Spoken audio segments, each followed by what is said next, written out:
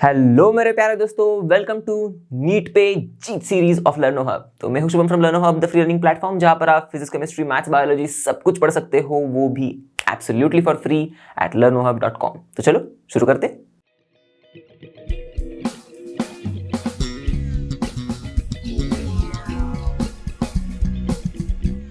तो इस वीडियो में दोस्तों हम लोग हाइड्रोजन चैप्टर के मस्ट प्रैक्टिस क्वेश्चंस करेंगे।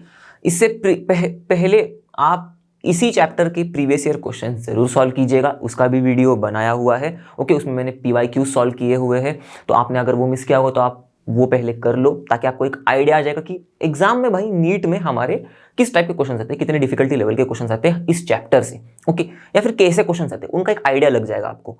ओके, और उससे पहले तो मतलब बाय डिफॉल्ट आपको ये वीडियो देखने से पहले और वो वीडियो देखने से पहले कॉन्सेप्ट एड ऑन आप देख सकते हो, या फिर आप कहीं से भी पढ़ो। ओके, कोई दिक्कत नहीं, पर पढ़ लेना चैप्टर को, बाद में PYQ या फिर MPQ के वीडियोस देख लेना, बाद में PYQ MPQ सॉल्व कर लेना। ओके, तो इस वीडियो में हम लोग MPQ सॉल्व करेंगे, तो बिना टाइम वेस्ट किए शुरू करते हैं एंड लेट्स रॉक।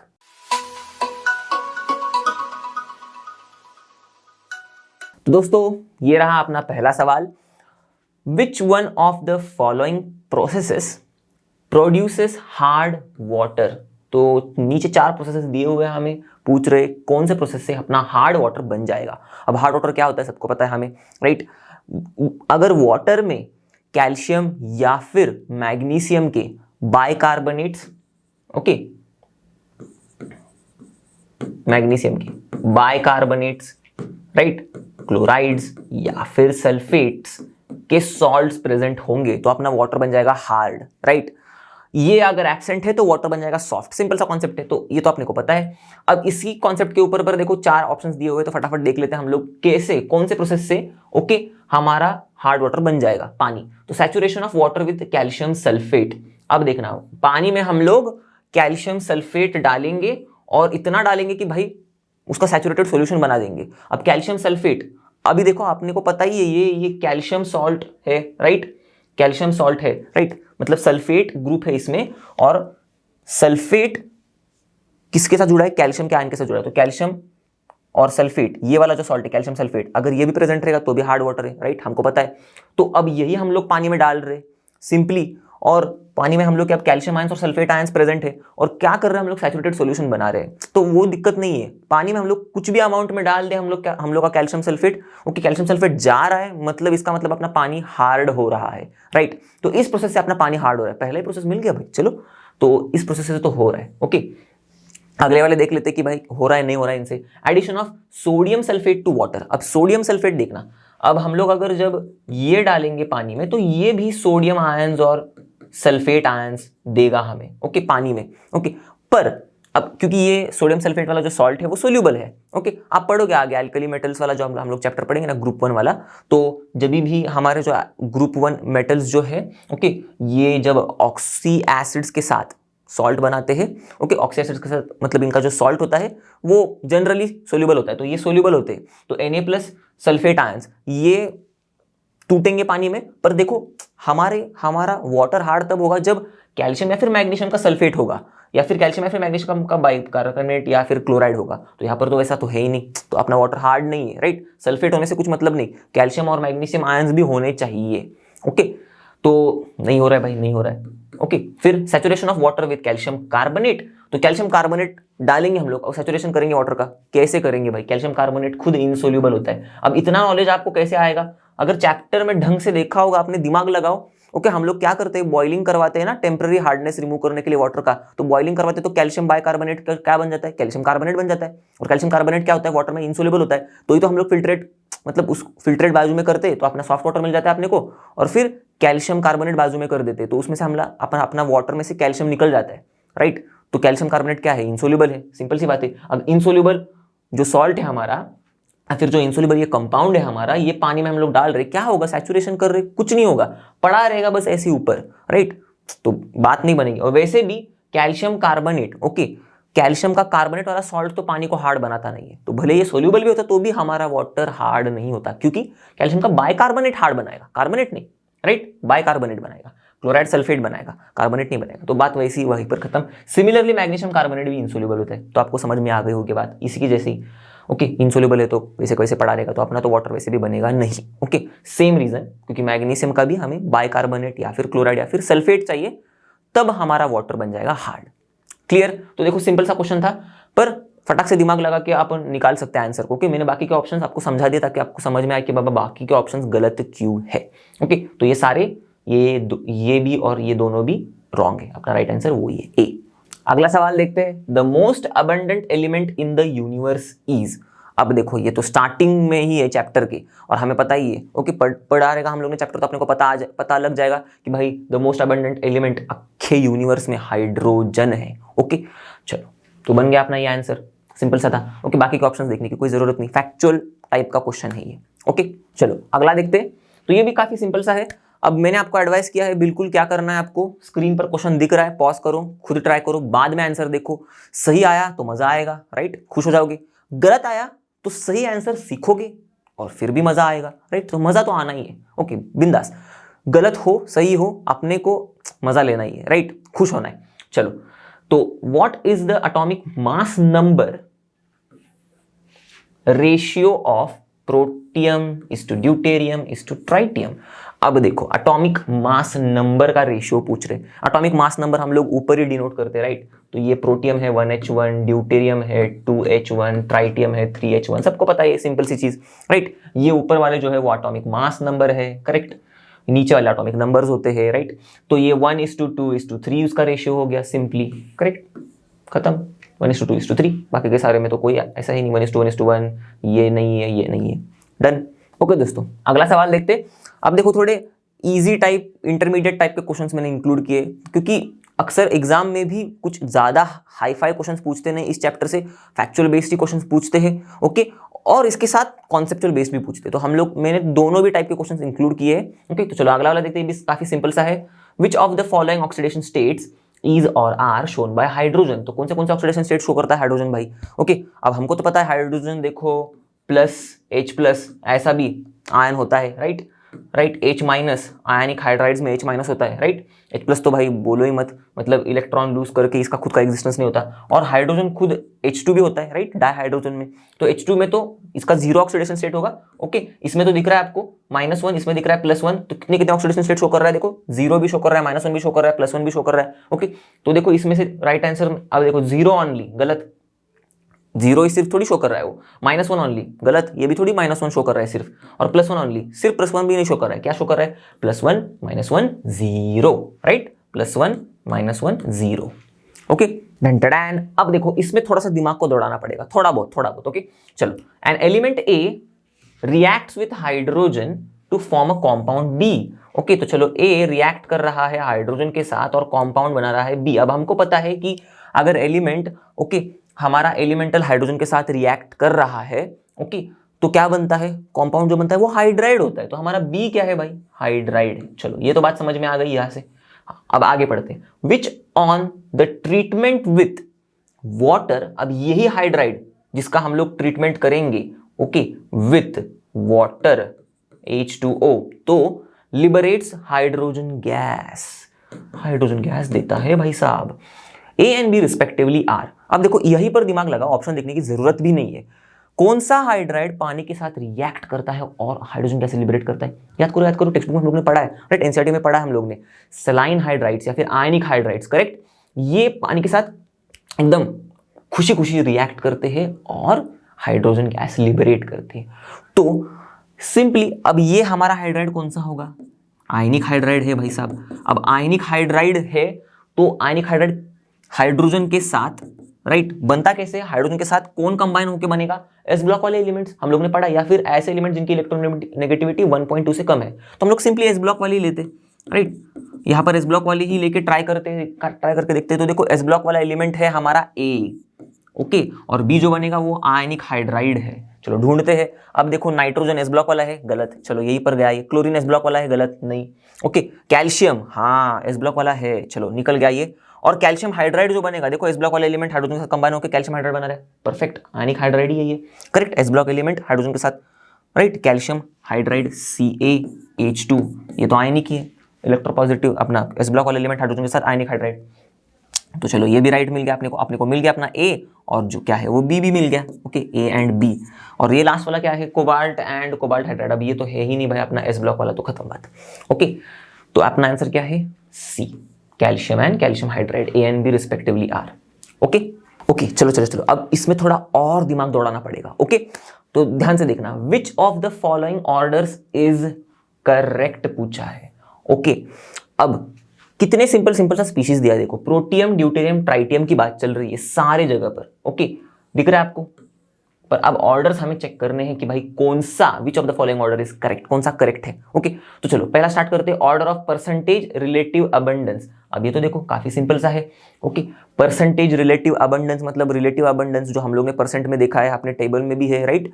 99.98% तो अपना क्या है, 985% तो प्रोटियम ही है, राइट। तो सबसे ज्यादा प्रोटियम है।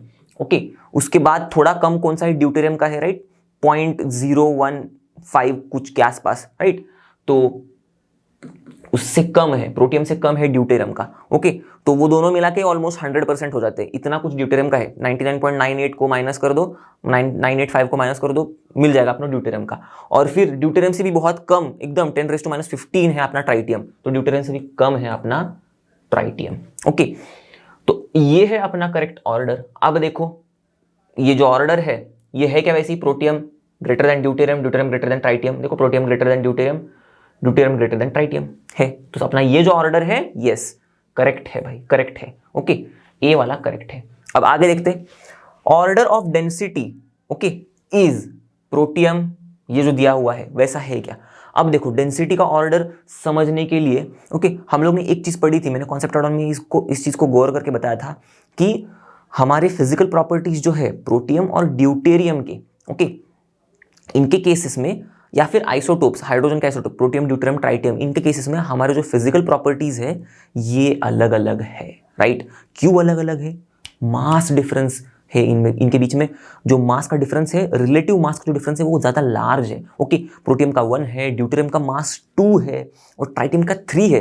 तो प्रोटियम का डबल ड्यूटेरियम का है, ड्यूटेरियम का सॉरी डबल नहीं, पर ड्यूटेरियम से भी फिर अब एक जो बढ़ रहा है एक यूनिट से, वो भी काफी ज्यादा है, 1/3 मास बढ़ रहा है ड्यूटेरियम से ट्राइटियम का, करेक्ट।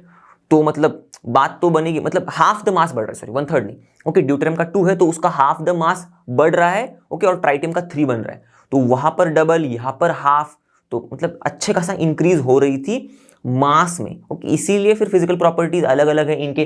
तो इसीलिए देखो मैंने टेबल में बताया था आपको कि टेबल में आप ध्यान से देखना, आपको boiling point, melting point, density in अलग अलग दिखेंगी, ड्यूटेरियम, प्रोटियम और ट्राइटियम की। अगर आपने नहीं देखा है वो वीडियो, कोई दिक्कत नहीं, अब आप जाके देख सकते हो टेबल को। ओके, आपको दिख जाएगा। अब अपने पास वो टेबल है नहीं, करेक्ट, और टेबल के वैल्यूज थोड़ी हम लोग याद करते बैठेंगे, पागल हो जाएंगे। इनऑर्गेनिक में कितने सारे टेबल्स है, ऐसे वैल्यूज को याद नहीं करना है। याद रखना टेबल का इस्तेमाल क्या करना है, दिमाग में कॉन्सेप्ट समझने के लिए। ओके, ये एग्जाम में भी ऐसे कुछ क्वेश्चंस आते हैं जिसमें टेबल से लेके ही कॉन्सेप्ट खींच के पूछते हैं ये लोग। ओके, तो टेबल में हम लोग को ध्यान क्या देना है, क्या बढ़ रहा है, क्या कम हो रहा है, और जो बढ़ रहा है वो क्यों बढ़ रहा है, जो कम हो रहा है वो क्यों कम हो रहा है, सिंपली। ओके, तो हम लोग क्या करेंगे, अब देखो डेंसिटी की बात समझने के लिए पहले मैं एटॉमिक मास की बात समझा देता हूं आपको।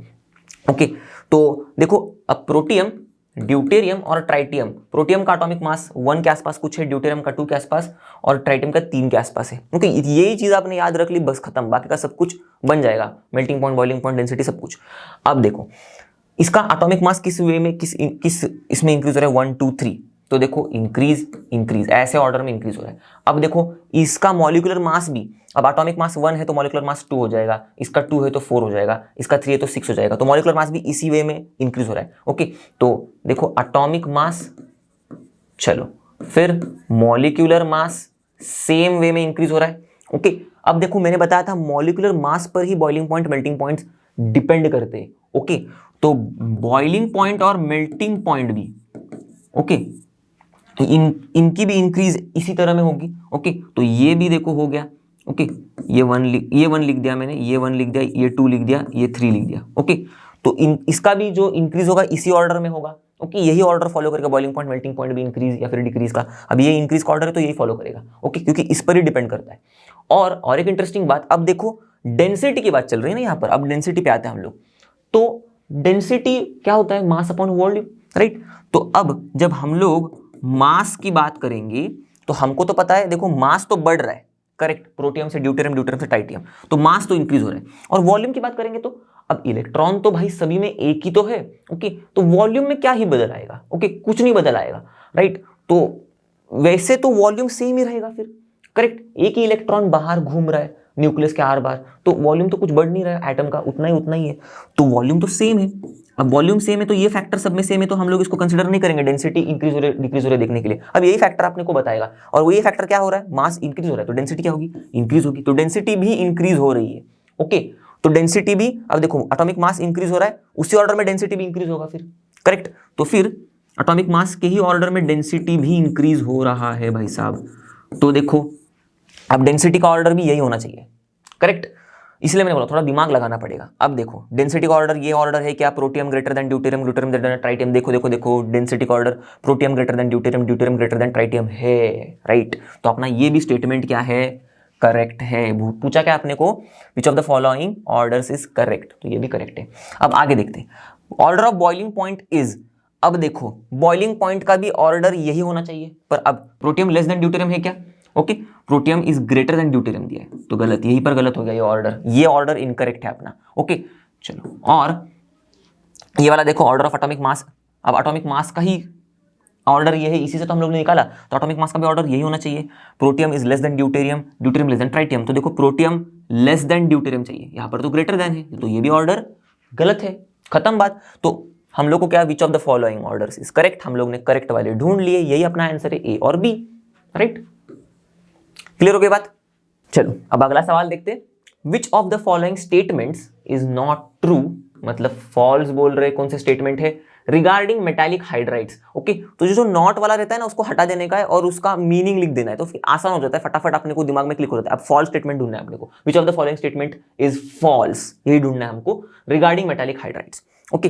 तो अब देखो दे आर नॉन स्टोइशियोमेट्रिक, ये तो सही है, राइट, नॉन स्टोइशियोमेट्रिक होते हैं, हम लोग ने देखा था लैंथेनम, ये एग्जाम्पल भी हम लोग ने देखा था, LaH 2.87 कुछ आसपास था ये, ओके। ये नंबर पे आप ये मत करना, रिलाई मत करना, कुछ इसके आसपास था ये मॉलिक्यूलर फार्मूला में, तो इससे हम लोग को क्या पता चल रहा था, 2.8 के आसपास कुछ था, तो इससे हम लोग को क्या पता चल रहा था, स्टोइशियोमेट्रिक तो नहीं है, क्योंकि 1:2.87 ऐसा कुछ रेशियो आएगा, और ये तो होल नंबर रेशियो नहीं है, होल नंबर रेशियो नहीं मतलब स्टोइशियोमेट्रिक नहीं है, ओके। तो ये नॉन स्टोइशियोमेट्रिक होते हैं, and they are non stoichiometric बोला है, तो मतलब ये तो करेक्ट है, ट्रू है भाई, ढूंढना फॉल्स है, राइट, तो ये अपना आंसर नहीं है फिर। चलो ओके, फिर these hydrides are deficient in hydrogen, बिल्कुल बिल्कुल बिल्कुल देख रहे, इसी का मैंने एग्जांपल बताया था लैंथेनम और हाइड्रोजन का, तो लैंथेनम रहेगा ना वो उसका मतलब +3 ऑक्सीडेशन स्टेट्स ये लोग अच्छे से शो करते, ओके।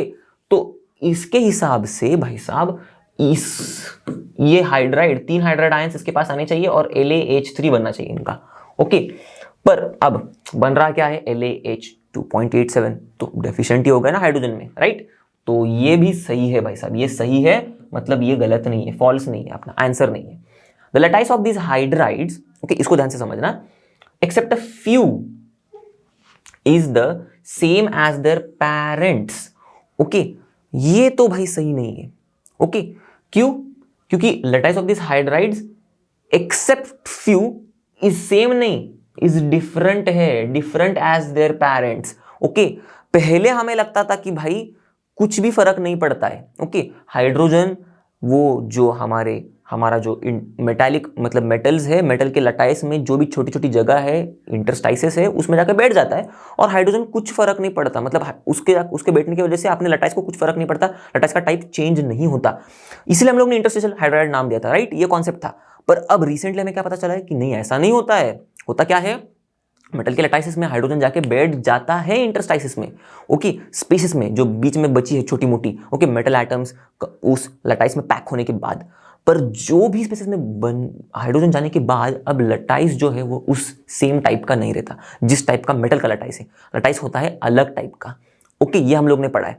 अब एक्सेप्शंस है इसमें कुछ, जैसे कि निकल, राइट, या फिर पैलाडियम, ओके, ये सारे एक्सेप्शंस है, और भी सीरियम, एक्टिनियम, ये कुछ एक्सेप्शंस है इसमें, okay.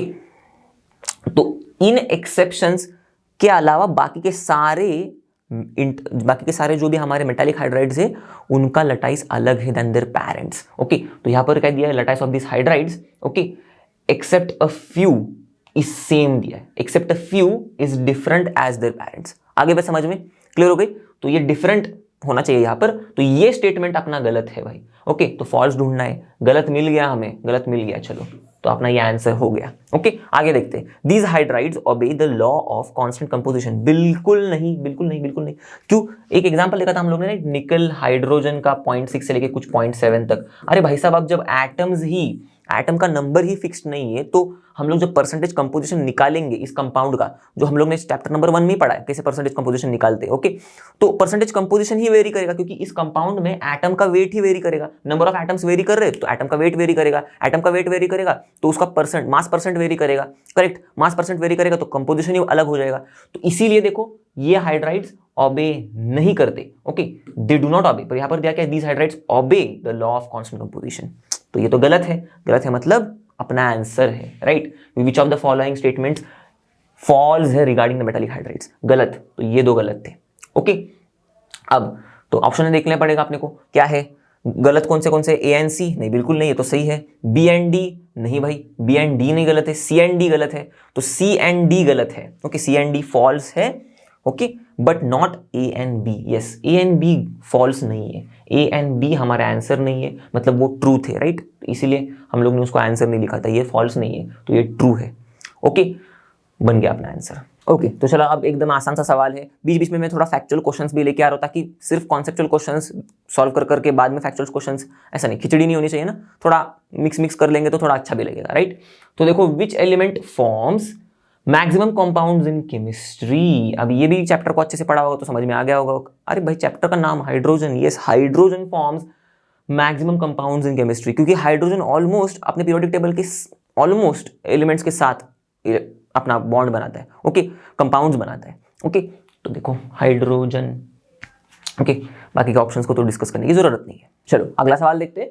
When brine is electrolyzed, the gas that is liberated at cathode is। Okay, तो सबसे पहले ब्राइन क्या होता है आपने को तो पता है, मैंने बताया था कॉन्सेप्ट एड ऑन में भी। ओके, सैचुरेटेड NaCl का सॉल्यूशन, या फिर आप बोल सकते हो कॉन्सेंट्रेटेड NaCl सॉल्यूशन। ओके, कोई भी चीज सेम ही है, ब्राइन वही होता है। ओके, तो इसका मतलब अपने सॉल्यूशन में NaCl भरपूर है, भरपूर बहुत सारा है। ओके, तो अब इसका जब इलेक्ट्रोलाइसिस करेंगे हम लोग, ओके, तो gas that is liberated at cathode, okay, कौन सा होगा? अरे भाई सिंपल सा है, मैंने ये बताया तभी था आपको। देखो, जब हम लोग सैचुरेटेड NaCl ले रहे हैं तो इसमें क्या क्या है, देखो आयंस Na+ है, Cl- है, H+ है, OH- है, आयंस है। ओके, तो सैचुरेटेड सॉल्यूशन है, पानी में, पानी का है ये ना, मतलब हम लोग पानी ले रहे हैं फिर NaCl को ऐड कर रहे हैं, सैचुरेट कर रहे हैं सॉल्यूशन को, या फिर कॉन्सेंट्रेटेड NaCl का सॉल्यूशन ले रहे हैं। सॉल्यूशन मतलब जहां पर नाम नहीं दिया वहां पर पानी सॉल्वेंट है, तो पानी तो है तो H+ OH- है, और सॉल्यूशन में सॉल्वेंट पानी है और अपना सोल्यूट NaCl है तो Na+ और Cl- आ गए। ओके, तो ये हो गया अपना एनोड, ये हो गया अपना कैथोड। पूछा है अपने को कैथोड पर कौन सा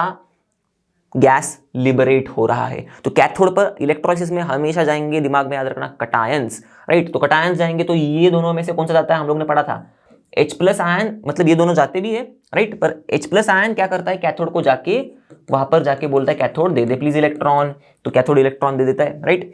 तो इलेक्ट्रॉन आप कितने देगा, जितने इलेक्ट्रॉन एनोड पर जाते हैं ना उतने इलेक्ट्रॉन कैथोड पर जाते हैं। ओके, वो सिंपल सी बात है।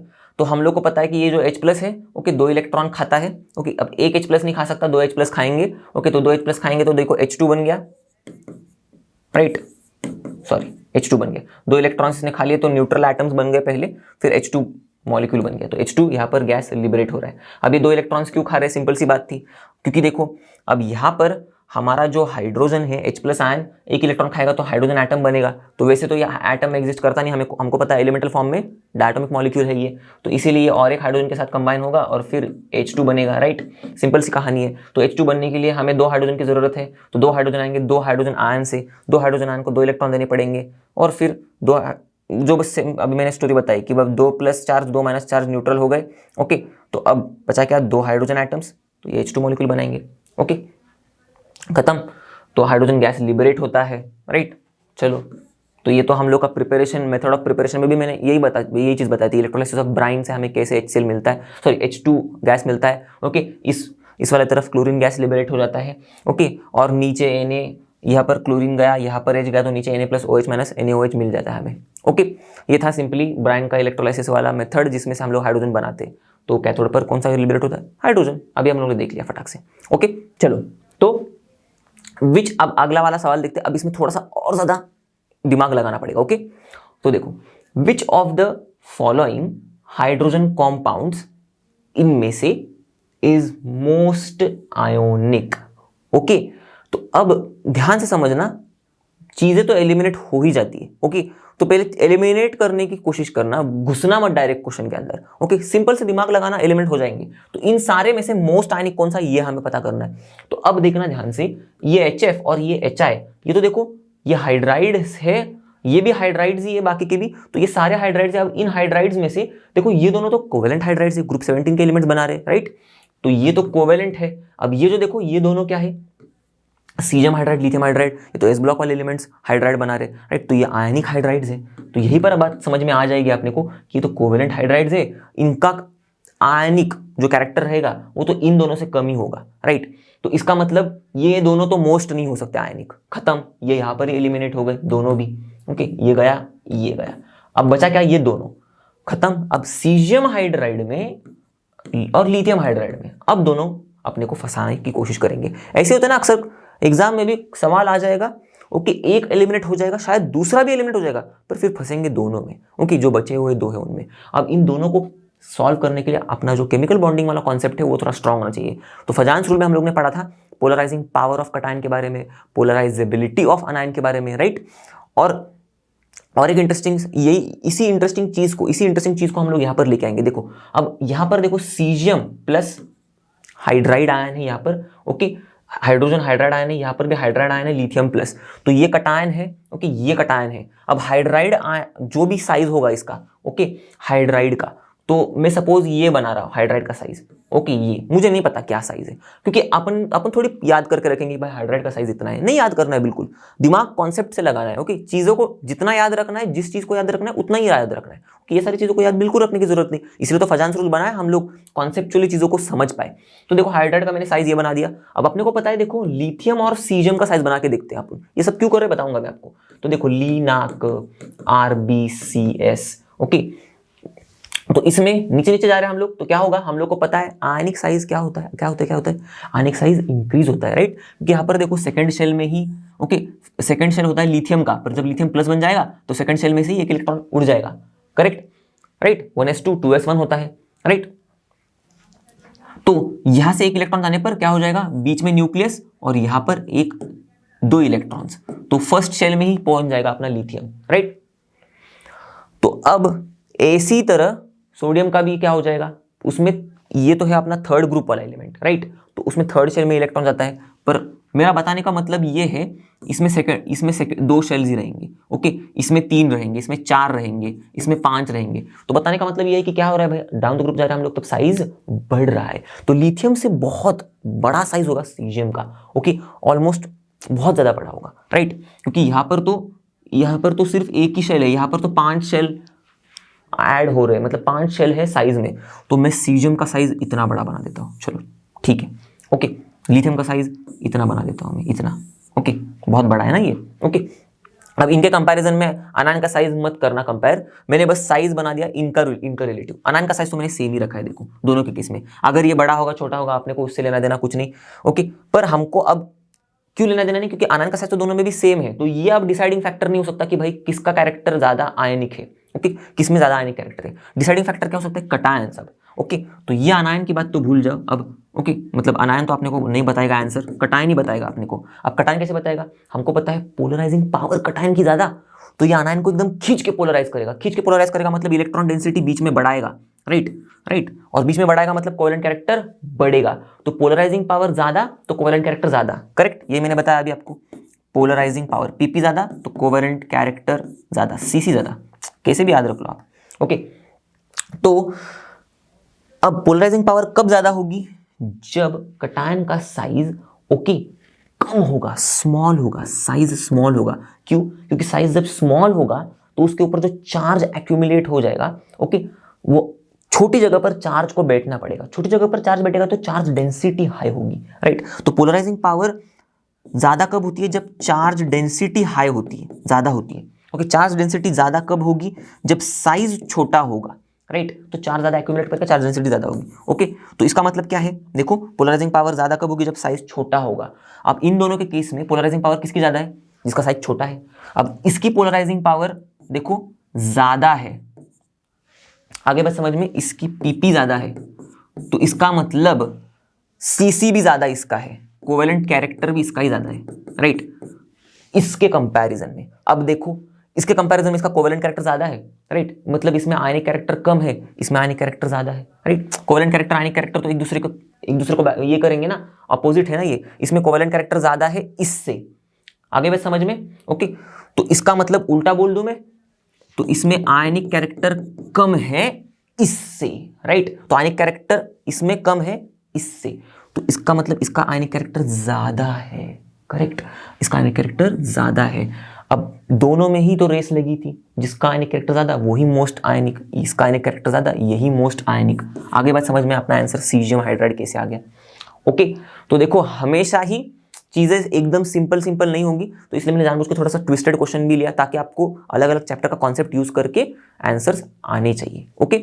चलो अब अगला सवाल देखते हैं, which of the following statement is incorrect, okay. तो इन सारे में से गलत कौन सा स्टेटमेंट है, ओके। तो पहला स्टेटमेंट देखते हैं, अब गलत स्टेटमेंट ढूंढने हमको, ओके, सही नहीं ढूंढने। तो metallic hydrides are deficient in hydrogen, सही है ये, यस दे आर डेफिशिएंट। थोड़ी देर पहले हम लोगों ने देखा था एक सवाल में कैसे डेफिशिएंट है, वो मैंने बताया था आपको, राइट। तो ये डेफिशिएंट है तो ये सही है, अब ये गलत तो नहीं है, अपना आंसर नहीं है फिर, ओके। चलो आगे बढ़ते, metallic hydrides conduct heat and electricity, ये सही है, ये भी सही है, ओके। मेटालिक हाइड्राइड्स मेटल जैसे ही हीट और इलेक्ट्रिसिटी कंडक्ट करते हैं, ओके। भले पैरेंट मेटल जैसे इतना एफिशिएंट नहीं है, पर है, कंडक्ट तो करते, तो ये भी सही है, गलत ढूंढना है हमें, तो ये भी अपना आंसर नहीं है फिर। Ionic hydrides conduct electricity in molten state, बिल्कुल सही, यस आयनिक हाइड्राइड्स कंडक्ट करते हैं इलेक्ट्रिसिटी मोल्टन स्टेट में, कैसे बताता हूं मैं, देखो चलो। आयनिक हाइड्राइड्स आयनिक कंपाउंड होते हैं, सिंपल सी चीज है, ओके। और आयनिक कंपाउंड्स हम लोग ने पढ़ा है बचपन से, मतलब 10th स्टैंडर्ड में भी पढ़ा है होगा आपने, कि ये जो आयनिक कंपाउंड्स होते हैं, ओके, मोल्टन स्टेट में इलेक्ट्रिसिटी कंडक्ट करते हैं, कैसे क्यों, देखो सॉलिड स्टेट में इनके आयंस के बीच में, सपोज में ये M और H, तो ये M प्लस H माइनस, ये आयनिक कंपाउंड लिया मैंने, ओके।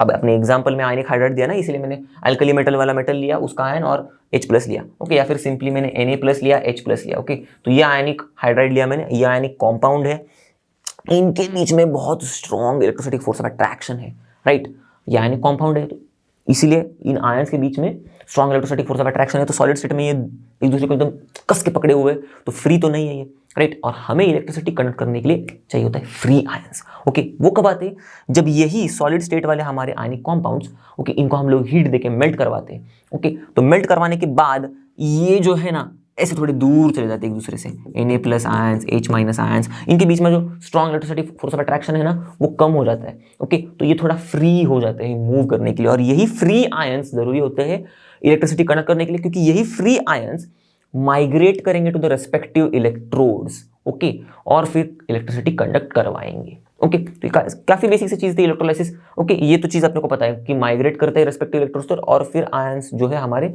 इस तरह से इलेक्ट्रिसिटी कंडक्ट करवाते हैं, ओके। तो अगर आपको एक चीज सीखनी होगी तो आप क्लास 10th में भी पढ़े होंगे ये चीज वाली, ओके, इलेक्ट्रोलाइसिस कैसे होती है वो सारी चीजें, ओके। तो आप जाके देख सकते हो फ्री आयंस की वजह से कैसे इलेक्ट्रोलाइसिस मतलब करंट फ्लो होता है। चलो, तो ये बात हो गई। तो आयनिक कंपाउंड्स मोल्टन स्टेट में इलेक्ट्रिसिटी कंडक्ट करते हैं, तो आयनिक हाइड्राइड्स आयनिक कंपाउंड्स होते हैं conduct electricity in molten state, तो ये भी अपना सही है, राइट। हमें ढूंढना है गलत, तो ये भी अपना आंसर नहीं है फिर। चलो अब लास्ट वाले पर आते हैं, ionic hydrides are very good conductors, ठीक है भाई साहब, किसके, ऑफ इलेक्ट्रिसिटी के, in solid state. Ionic hydrides अभी तो देखा था हम लोग ने, आयनिक कंपाउंड्स सॉलिड स्टेट में अच्छे कंडक्टर नहीं होते, तो ये गलत है भाई, गलत है, और हमें ढूंढना गलत है, तो यस गलत मिल गया हमें, राइट। तो अपना आंसर डी है, ओके। चलो अगला सवाल देखते हैं, what is false about hydrogen peroxide. अब यहां पर भी गलत चीज ढूंढनी है हमें, फिर से गलत। चलो, तो सबसे पहले acts both as oxidising and reducing agent, ये सही है हाइड्रोजन पेरोक्साइड के बारे में, ओके, ये गलत नहीं है। चलो आगे बढ़ते हैं फिर, ओके। क्यों, देखो ऑक्सीडाइजिंग एंड रिड्यूसिंग एजेंट तो हम लोग ने एकदम डिटेल में पढ़ा था कॉन्सेप्ट एड ऑन में ही, कि कैसे ऑक्सीडाइजिंग बिहेवियर दिखाता है, कैसे रिड्यूसिंग बिहेवियर दिखाता है, दोनों भी दिखाता है ये, ओके। डुअल नेचर है इसका भाई साहब, ओके। और एल्कली मीडियम में भी दिखाता है, एसिडिक मीडियम में भी दिखाता है, मस्त एकदम, ओके। तो आपको अगर और इसको डिटेल में जानना रहेगा तो कॉन्सेप्ट एड ऑन में आके देख सकते हो, आपके एनसीईआरटी के टेक्स्ट बुक में भी आप देख सकते हो, वहां पर बहुत सारे रिएक्शंस दिए हुए हैं, कैसे इसका ऑक्सीडाइजिंग एक्शन है, कैसे रिड्यूसिंग एक्शन है, आपको समझ में आ जाएगा, ओके। फिर 2 OH bonds lie in the same plane, okay. अब देखो यहां पर पेरोक्साइड का स्ट्रक्चर के बारे में बात चल रही है। पेरोक्साइड का स्ट्रक्चर कुछ ऐसा होता है OO, और ये एक हाइड्रोजन ऊपर, ये एक हाइड्रोजन ऐसा, मतलब ऊपर मतलब ये इस प्लेन में, ओके, OH बॉन्ड, एक OH बॉन्ड एक इस प्लेन में और दूसरा OH बॉन्ड जो है अपना वो दूसरे प्लेन में होता है। अब बोला क्या है, 2 OH bonds lie in the same plane. बिल्कुल गलत, गलत ढूंढना है हमें, राइट। तो गलत ढूंढना है और ये भी गलत ही है, तो अपना आंसर है ये। ओके, गलत कैसे समझ में आ गया होगा आपको, अलग अलग प्लेन में आपने 2 OH बॉन्ड्स है, ओके, सेम प्लेन में नहीं है, तो गलत है, तो अपना आंसर है। चलो आगे बढ़ते हैं। Very pale blue liquid, right, colour physical properties में आपने पढ़ा होगा, वेरी पेल ब्लू लिक्विड होता है, तो सही है, तो अपना आंसर नहीं है। और kept away from the dust, अरे भाई ये तो बहुत इंटरेस्टिंग चीज है, because dust can induce explosive decomposition of compound. Okay, dust से दूर रखते हैं, क्योंकि इस डस्ट ने अगर अपने पेरोक्साइड को छू लिया तो ये क्या कर देगा, डिकम्पोजिशन करवाएगा पेरोक्साइड का, और बस सिर्फ डिकम्पोजिशन नहीं, धूम एक्सप्लोसिव डिकम्पोजिशन करवाएगा। इंटरेस्टिंग सी चीज थी, राइट। तो ये तो भूलनी नहीं बिल्कुल, तो ये भी चीज क्या है भाई, सही है। ओके, तो ये भी अपना आंसर नहीं है, तो आंसर आपने को मिल गया बी। ओके, चलो अगला सवाल देखते हैं। Which of the following can be used to, इनमें से जनरेट H2। ओके, तो अब देखो यहां पर दिए हुए 4 ऑप्शन है, नीचे भी 4 ऑप्शन दिए हुए, थोड़ा फंसाने वाला क्वेश्चन लग रहा है आपने को। चलो देखते फटाफट। तो पहले देखो, इनमें से which of the following can be used to generate H2, कौन इनमें से कौन सा अपने को H2 दे देगा। ओके, तो देखो जिंक प्लस NaOH, ये पढ़ा है हम लोग ने, ठीक, राइट, एकदम सिंपल लैब वाला मेथड, राइट, जिसमें Na2ZnO2 बनता है सोडियम जिंकेट और H2 रिलीज होता है। ओके, तो बैलेंस करने की भी जरूरत भी नहीं है। ओके, मतलब हाँ बैलेंस करना पड़ेगा यहाँ पर अब यहाँ पर हम लोग रिएक्शंस देख रहे हैं, बैलेंस करना रहेगा तो आप खुद से भी बैलेंस कर सकते हो। बहुत सिंपल सा बैलेंस करने का रिएक्शन है ये। ओके, और वैसे भी बैलेंस करना हम लोग सीख चुके हैं। ओके, तो ये यहाँ पर नहीं दिखाते बैठूंगा। ओके, फिर यहाँ पर देखो जिंक प्लस HCl, ये भी हम लोग ने सीखा हुआ है। ओके, राइट, तो zinc plus HCl dilute acids के साथ जब जिंक का रिएक्शन होता है तब ZnCl2 बनेगा, राइट, और H2 रिलीज होगा। तो इससे भी अपना क्या हो रहा है, जनरेट हो रहा है H2, दोनों से भी हो रहा है। ओके, चलो ठीक है, ये NaH प्लस H2O दिख रहा है आपको ये। ओके, पढ़ा है हम लोग ने आयनिक हाइड्राइड वाले केस में, आयनिक हाइड्राइड जो होते हैं वो एकदम मस्त वाटर के साथ रिएक्शन देते हैं। ओके, और क्या बनाते हैं, डाइहाइड्रोजन गैस। ये भी कैसे, देखो NaOH बन जाता है। ओके, यहां से देख लो आप, NaO, यहां पर एक NaO और ये H बन गया। ओके, NaOH, अब बचा क्या, H2 निकल जाता है, तो ये भी आपने को हाइड्रोजन दे रहा है। ओके, तो ये चैप्टर में से आपने को ये सारी चीजें समझ में आ गई। ये जो एक ऑप्शन है ये आपको शायद अगर अभी आप लोग हम लोग ने तो पढ़ा नहीं है। ओके, पी ब्लॉक जब पढ़ोगे तब आपको समझ में आएगा कि भाई इससे भी H2 रिलीज होता है। कैसे होता है ये इसका रिएक्शन में दिखा देता हूं आपको। ओके, तो एल्यूमिनियम जब हम लोग लेंगे, एक्वियस NaOH की बात चल रही है ना, तो NaOH भी लेते हैं और इस रिएक्शन में ना वाटर की भी जरूरत पड़ती है हमें।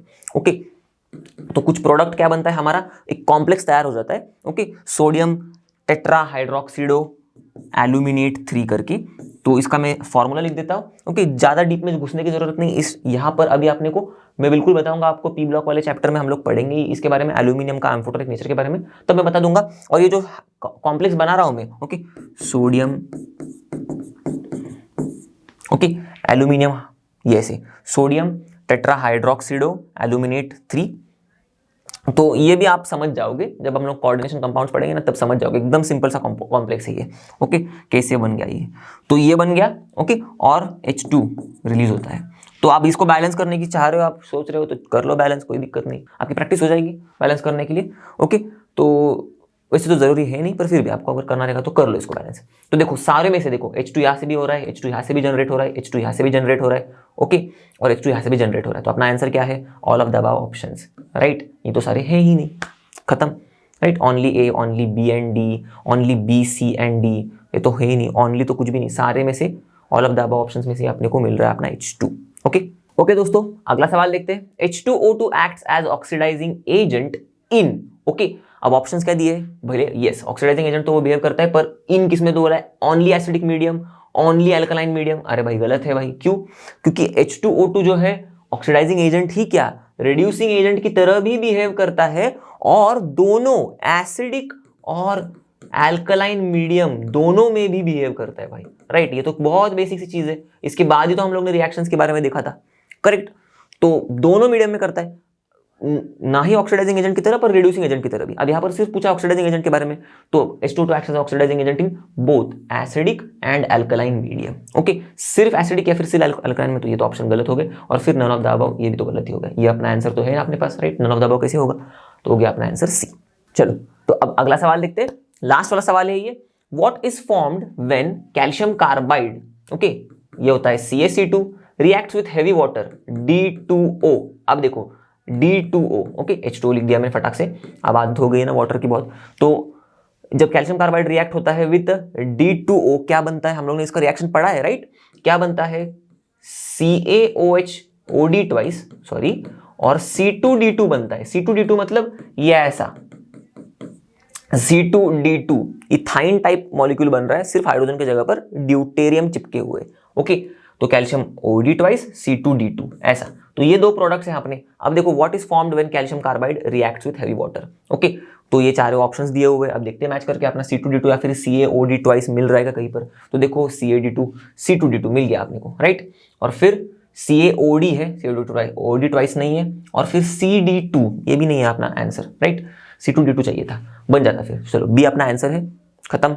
तो दोस्तों इसके साथ हम लोग इस वीडियो के एंड तक आ गए हैं। हम लोग ने कई सारे क्वेश्चन सॉल्व किया हाइड्रोजन से रिलेट, हाइड्रोजन के चैप्टर में हम लोग ये MPQs वाले जो क्वेश्चन थे बहुत सारे क्वेश्चन सॉल्व कर लिया हम लोग ने, ओके, पर मैं आपको रिकमेंड करूंगा इतने ही क्वेश्चन पर रुक मत जाना, और भी क्वेश्चन सॉल्व करना। जितना ज़्यादा क्वेश्चन सॉल्व करोगे उतना ज़्यादा आपका कॉन्सेप्ट और अच्छा होते जाएगा, ओके, आपको प्रैक्टिस होती जाएगी, तो एग्जाम में आपको पता है, मैंने बताया था ना कि बहुत कम टाइम है भाई, ओके, 1 मिनट भी नहीं एक सवाल के लिए, तो आपने को इनऑर्गेनिक के सवाल तो ऐसे फटाफट करवाने, ओके, ताकि आपने को फिजिक्स में या फिर फिजिकल केमिस्ट्री में टाइम मिले, ओके। बायो में तो आप एकदम टिप पे रहेंगे, इनऑर्गेनिक को एकदम टिप पे कर दो, ऑर्गेनिक हो जाएगा फटाफट, फिर फिजिकल और फिजिक्स के लिए आप थोड़ा टाइम बचा के रखना, ओके, इसीलिए। तो चलो इसके साथ आप सभी को जैसे पता है लर्न नाउ मतलब फ्री है पर बेस्ट है, तो मिलते हैं अगले वीडियो में अगले चैप्टर के कॉन्सेप्ट एड ऑन के साथ। तब तक के लिए पढ़ते रहो, stay tuned, bye bye and have a great day.